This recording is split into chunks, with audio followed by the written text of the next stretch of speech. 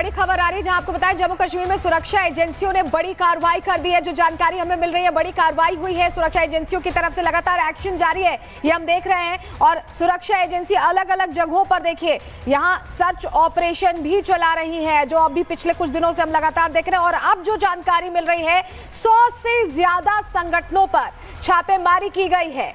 इस वक्त की बहुत बड़ी अपडेट है जो हम बता रहे हैं। हुर्रियत के कई गुटों पर सुरक्षा एजेंसियों ने छापा मारा। हमारी सहयोगी अनामिका सिंह हमारे साथ जुड़ रही है। अनामिका, हम ये देख रहे हैं कि ट्रैक डाउन किया जा रहा है उस हर मदद करने वाले हाथ को, और यही वजह है कि हुर्रियत के कई ठिकानों पर 100 ऐसे संगठन हैं जिनके ठिकानों पर छापेमारी की गई है।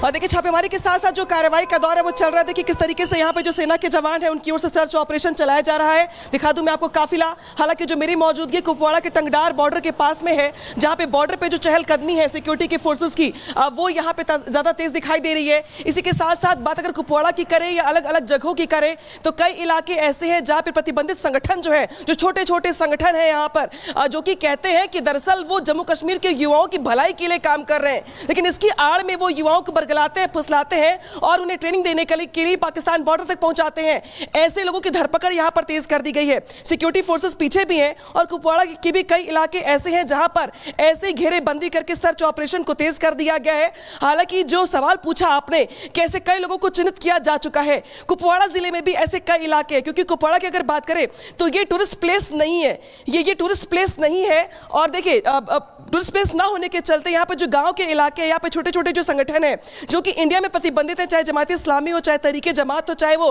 बाकी अन्य संगठन हो, वो यहाँ पे युवाओं को भड़काते हैं, बरगलाते हैं। और इसीलिए ऐसे लोगों की पहचान की जा रही सुरक्षा बलों की ओर से, क्योंकि कहीं ना कहीं यही ग्राउंड ऑपरेटर्स जो होते हैं वो यहाँ पे लोकल हेल्प करते हैं, लोकल लोगों को बरगलाते भी हैं, उनसे हेल्प लेते भी हैं, उनकी हेल्प करते भी हैं। और ऐसे में अब ये जो सर्च ऑपरेशन एनआईए की ओर से जो कार्रवाई पहलगाम में चल रही है, जम्मू कश्मीर पुलिस की ओर से जो हेल्पिंग हैंड है वो यही है कि जो लोकल सपोर्ट है, जो लोकल चेन है, उसे तोड़ा जाए।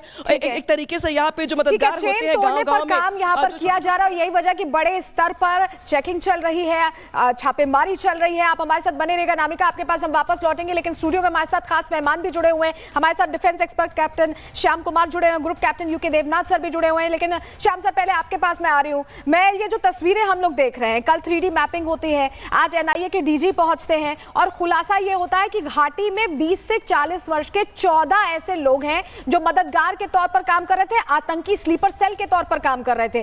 अब ये घटना होने के बाद जो इनको चुन चुनकर निकाला जा रहा है, अब पूरी सफाई हो जाएगी घाटी की, ऐसा लग रहा है। देखिए, जो हमारे नेताओं के बयान आ रहे हैं और प्रधानमंत्री ने जो क्लियर इंगित किया है कि कैसे इस मिनास को टैकल करें, उसमें उन्होंने कहा है कि आइडेंटिफाई, ट्रेस एंड डिस्ट्रॉय। तो उस पार की जो घटना है उसको तो हम टैकल कर रहे हैं एक बड़े लेवल पे, इस पार की जो हमारे अंदर की घटनाएं हैं उसको भी टैकल करना है। तो उस हिसाब से उस दिशा में एनआईए टीम वहां पहुंच गई है।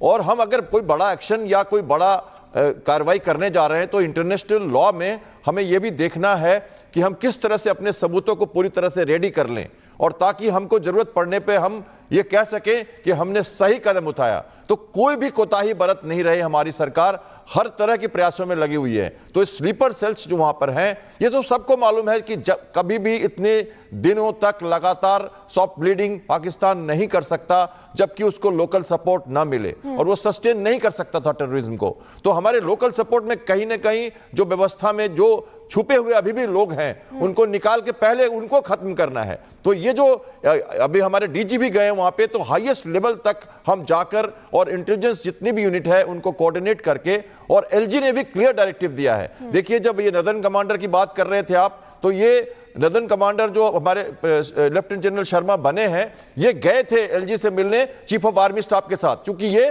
Deputy chief of staff strategy थे अभी।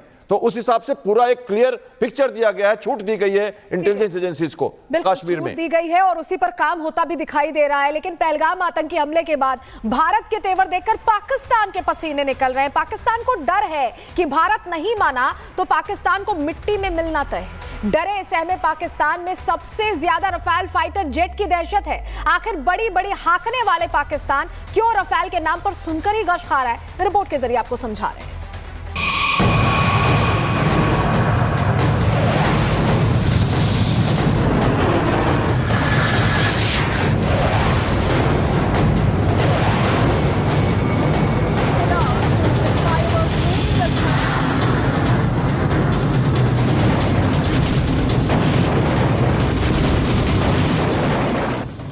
की सिट्टी पिट्टी गुम है। हिंदुस्तान का एक्शन देखकर पाक टेंशन में है। पाक को डर सता रहा है कि भारत किसी भी वक्त उस पर हमला कर सकता है, जिसे लेकर पाकिस्तान के हाथ पांव फूले हैं।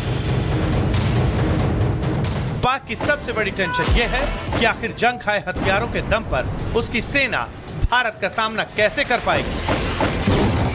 लेकिन पाकिस्तान के लिए इस वक्त सबसे बुरा सपना रफाल बन गया है। रफाल की दहशत पाकिस्तानियों पर इस कदर हावी है कि इन दिनों पाकिस्तान में हवा की सरसराहट भी हो रही है तो उसकी सेना कांपने लगती है। पाकिस्तान में रफाल की दहशत का आलम यह है कि बीते बुधवार को पूरा पाकिस्तान रफाल के डर से बेचैन दिखाई दिया। पाकिस्तानी सेना अलर्ट पर चली गई और पाक वायुसेना के कैंप में सायरन बजने लगे। दरअसल हुआ ये कि बुधवार को अचानक पाकिस्तानी सेना के कान बजने लगे। उन्हें हवा में रफाल की दहाड़ सुनाई देने लगी। पाकिस्तान को लगा कि भारत ने हमला कर दिया है। इसके बाद आनन फानन में पाकिस्तानी एयरफोर्स को अलर्ट जारी कर दिया गया। बाद में पता चला कि ऐसा कुछ भी नहीं है। सवाल है कि आखिर पाकिस्तान में रफाल को लेकर इतना डर क्यों है? तो रफाल की दहशत की वजह समझिए। दरअसल पाकिस्तान के पास भारत के फाइटर जेट रफाल के मुकाबले के लिए कोई फाइटर जेट है ही नहीं। रफाल का सामना करने के लिए वो जिस F-16 फाइटर जेट पर भरोसा करता है वो रफाल के सामने टिक ही नहीं सकता। रफाल हर मामले में F-16 पर भारी पड़ेगा। पाकिस्तान का F-16 फाइटर जेट तीसरी पीढ़ी का लड़ाकू विमान है, जबकि राफेल 4.5 जनरेशन का है। राफेल एक साथ कई टारगेट लॉक कर सकता है, जबकि F-16 ऐसा नहीं कर सकता। राफेल छिपे हुए लक्ष्यों पर भी अचूक निशाना साधने में सक्षम है, जबकि तीसरी पीढ़ी के F-16 के बस का ये है ही नहीं। रफाल F-16 की तुलना में रडार को चकमा देने में सक्षम है। रफाल F-16 की तुलना में अत्याधुनिक हथियारों से लैस है। रफाल की ऊंचाई पर जाने की क्षमता बेहद ज्यादा है। F-16 के प्रति मिनट 10,000 फीट ज्यादा। F-16 की तुलना में रफाल ज्यादा वजनी हथियार लेकर जाने में सक्षम है। रफाल परमाणु हथियार ले जाने में भी सक्षम है।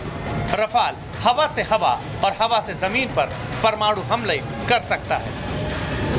दरअसल पाकिस्तान को यह भी पता है कि भारत के रफाल फाइटर जेट की तुलना में F-16 कहीं नहीं टिकता। सच्चाई ये है कि पाकिस्तान के F-16 की तुलना भारत के सुखोई Su-30 या फिर मिराज 2000 से की जा सकती है, जिसका प्रकोप पहले भी पाकिस्तान झेल चुका है। पाकिस्तान की चिंता सिर्फ इतनी नहीं है। दरअसल पाकिस्तान को इस बात का भी डर है कि भारतीय पायलट जहां देश के लिए किसी हद तक खतरा मोल लेने का दम रखते हैं, तो वहीं पाकिस्तानी एयरफोर्स की हालत भारतीय वायुसेना का दम देखकर ही निकल जाती है। खासकर साल 2019 में जिस तरह से भारतीय वायुसेना के विंग कमांडर अभिनंदन ने पाकिस्तानी एयर स्पेस में घुसकर अपने MiG-21 से पाकिस्तानी F-16 को मार गिराया था।